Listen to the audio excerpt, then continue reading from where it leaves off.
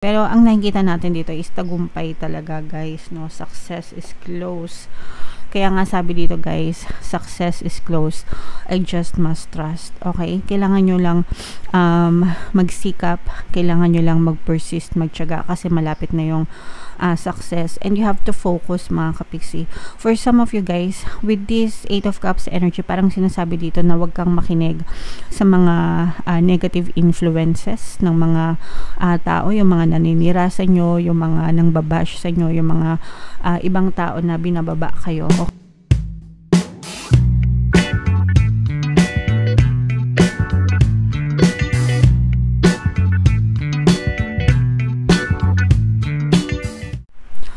Hello guys, hello Taurus, welcome back to Pinay Pixie Tarot. Ang pamagat ng episode natin for tonight is full moon kapalaran para ngayon July to August para sa Taurus, Sun, Moon, Rising Sign, and Venus. General reading lang guys, pwede mag-resonate, pwedeng hindi, pwedeng positive, pwedeng negative, mga kapiksi. Yung full moon ngayong July guys ay sa July 21, tapos yung next na full moon naman ay sa August 19, mga kapiksi. So ang reading na to ay para sa period na yan, and ang pamagat ng ating full moon, mga kapiksi, ay back moon. So, ito yung ating moon message para sa inyo guys, Taurus. Emotions are running high. Ibig sabihin guys, mataas yung vibrations nyo, mataas yung emotions nyo, mga kapiksi, no? And kapag ganyan, yung momentum nandun, no? So, make sure na fino-focus nyo yung energy nyo, yung attention nyo dun sa bagay na gusto nyo. Kasi, parang ano yan naka-nitro. Dun sa mga racing cars, diba? Hindi ko naman alam yung nitro, napapanood ko lang pagka nanonood ako ng mga pelikula na nagkakarera. Kapag yung mga racing cars, kapag gusto nila mas mabilis, parang tinuturbo nila yung speed nila. May pinipress sila doon na nitro or something, tapos bibilis talaga yung parang lumilipad na halos yung mga sasakyan nila. So parang ganun kayo guys, no? Naka-turbo mode, naka-turbo on mode kayo, okay? Ibig sabihin mabilis, mataas yung energy level, and kapag ganyan, syempre wag nyong sayangin, gamitin nyo sa mga bagay na magbe-benefit kayo. So i-focus nyo yung energy nyo dun sa mga desires nyo, dun sa mga gusto nyo, para mas mabilis siyang mag-manifest or mas madali siyang ma-push out sa inyong physical reality, okay? Eto guys, attune to the moon, success is close, I just must trust, okay? Again guys, success is close, I just must trust. Malapit na yung success. I-comment nyo din yan sa baba, mga kapiksi. Success is close, I just must trust. Kailangan nyo lang magtiwala guys, no? Kailangan nyo lang magtiwala, pero yung success, yung tagumpay, yung victory, malapit na, nandiyan na, no? Baka nakadungaw na yan sa mga bintana nyo, pagbukas nyo ng pintuan, nandiyan na. So you just have to persist, mga kapiksi. Kailangan nyo lang magtiyaga, magsikap, no? Wag mag-give up, wag susuko. Kahit gaano kapangit yung circumstance mo, yung na-experience mo sa buhay mo, they don't matter, no? Pwede siyang mapalitan, pero bago mapalitan yung circumstances nyo, kailangan kayo muna, palitan nyo muna yung iniisip nyo, palitan nyo muna yung mga ugali nyo, palitan nyo muna yung mga habits nyo, palitan nyo yung mga patterns nyo, palitan nyo yung mga iniisip nyo, kasi hanggat hindi nyo pinapalitan yan, hindi magbabago yung buhay nyo, okay? Paulit-ulit ko yan pinapaalala sa inyo, mga kapiksi. Kahit gaano ka-positive yung reading, kung hindi ka naman magbabago, hindi mo i-align yung sarili mo sa energy ng reading, hindi mo rin ma-experience yung mga blessings na yan, okay? And kung gusto nyo talagang ma-experience ito, mga kapiksi, itong mga tagumpay na to, no? You affirm, magkaroon ka ng discipline, di ba? Mag-isip positively, wag negatively. Give your grace, gratitude guys, no?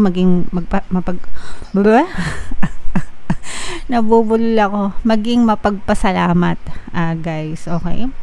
A resolution to your question is closer than you may think. Yung mga solusyon sa mga tanong nyo, sa mga problema nyo, sa mga sitwasyon nyo, malapit na yan, hindi nyo lang napapansin mga kapiksi. Kasi, kaya hindi nyo napapansin kasi ang atensyon nyo nakatuon sa problema, imbis na ituon nyo sa mga solusyon, sa kasaganaan, no? Masyado kayo nagfo-focus sa mga problema, sa mga hinaing nyo. Kapag kaganyan yung ugali nyo, hindi talaga kayo makakaahon sa hirap, hindi talaga kayo makakaahon sa mga problema nyo mga kapiksi. Kailangan nyo mag-switch, no? Kailangan nyo palitan yung switch nyo para magbago din yung buhay nyo. Guys, don't ignore the obvious. Huwag mong i-ignore yung obvious na nangyayari sa buhay mo. So, ikaw ang makakaalam niyan kasi ikaw nakaka-experience niyan eh. Ano bang na-experience mo ngayon? Nakaka-experience ka ba ng kasaganaan? O nakaka-experience ka ng kahirapan? Kung nakaka-experience ka ng kahirapan, alam mo na, ibig sabihin, yung pattern of thoughts mo, nasa mali, nasa kahirapan. Okay? Baka palagi kang nagrereklamo, baka palagi kang stress, baka palagi kang worried. Okay? Yung ibig sabihin, yung focus ng attention mo, nasa kahirapan. Pwede mo namang baligtarin, no? Pwede mong sabihin sa sarili mo, kahit mahirap ka ngayon, pwede mong sabihin sa sarili mo na, yayaman ako, kayang-kaya ko yumaman, kung nagagawa ng iba, kaya ko rin, madali lang magkapera, magkakapera ako anytime soon, mabilis lang dumating sa akin yung pera. Nagets nyo ba? Para mabaliktad nyo yung sitwasyon nyo, okay? Ganun lang kasimple mga kapiksi, kasi nandun lang kayo sa maling pattern, maling habit, maling ugali, maling nakasanayan, maling nakagawian. Okay? So, kailangan yung baguhin yun para mabago din yung buhay nyo. Hanggang hindi nyo yun binabago, guys, hindi magbabago yung buhay nyo. Okay? Something exciting lies ahead, no? May mga exciting na paparating sa inyo. Speak to the universe, mga kapiksi, and ask for assistance. Okay?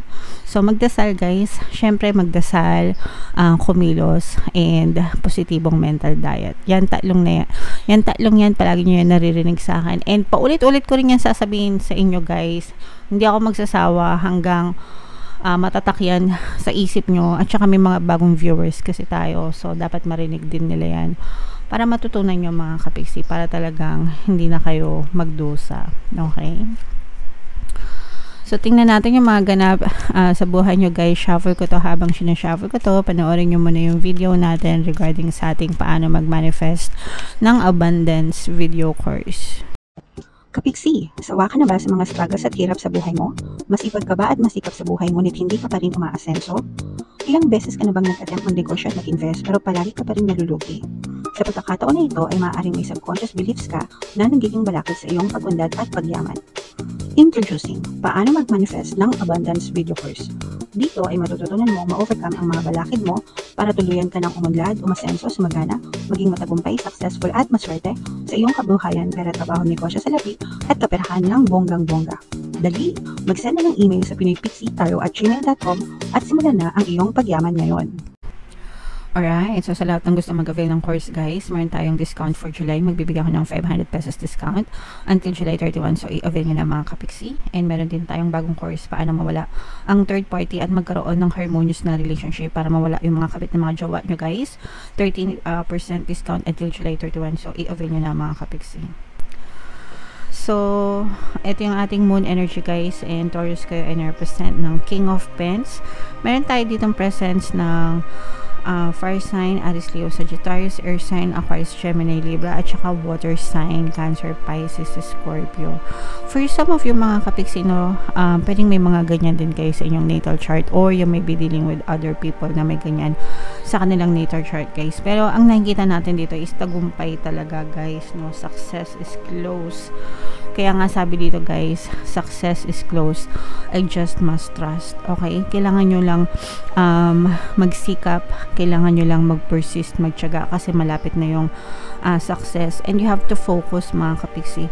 For some of you, guys, with this 8 of Cups energy, parang sinasabi dito na wag kang makinig sa mga negative influences ng mga tao, yung mga naninira sa inyo, yung mga nangbabash sa inyo, yung mga ibang tao na binababa kayo. Okay, kasi the more na nakinig kayo sa kanila, the more na nagpa-impluwensya kayo sa kanila, the more na tawag dito, maninega kayo, okay? And hindi nyo, that's the last thing na gusto nyong mag-penetrate sa buhay nyo, yung kanigahan. Huwag nyong hayaan na ma-penetrate kayo ng mga kanigahan ng ibang tao kasi makaka-apekto yan sa'yo. So you just have to focus, i-block mo sila. Kung pwede mo silang i-block mo sila sa buhay mo. Kailangan marunong kang mag-filter ng positive and negative. Yung positive, yun lang yung pinapapasok mo sa buhay mo. Yung negative, i-filter mo.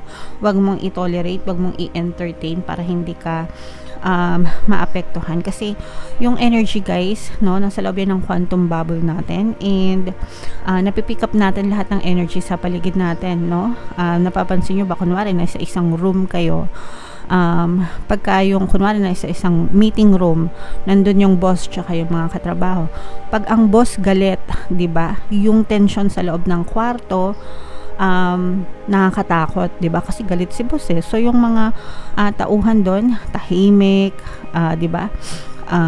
Kinakabahan, ninenervyos kasi nagagalit si boss, o kaya baka meron ding iba doon na nagagalit din, 'di ba?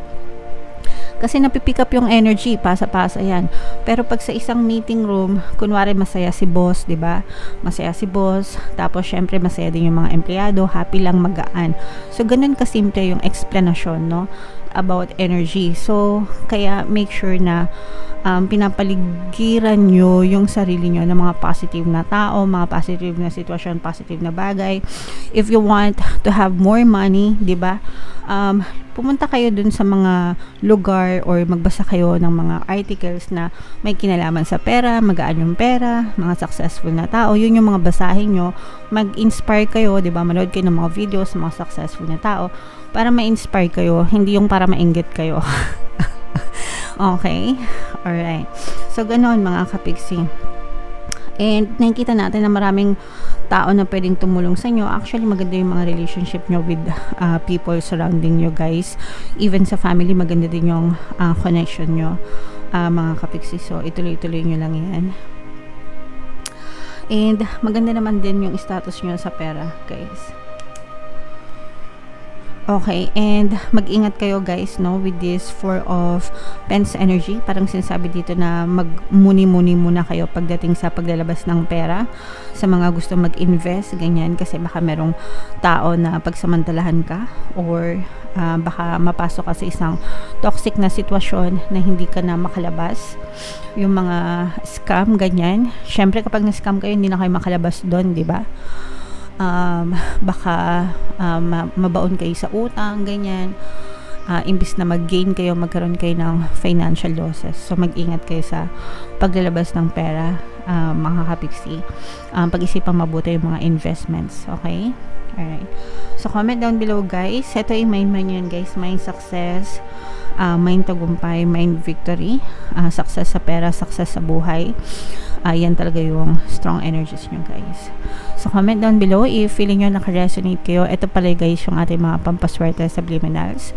Pakinggan nyo, guys, para makatulong sa inyo. And ito naman yung ating success stories ng paano mag-manifest ng abundance video course. Click here to subscribe and click here to join our membership program. Thank you for liking, sharing, and subscribing, and see you again next time. I love you all, guys. Have a nice day. Bye-bye.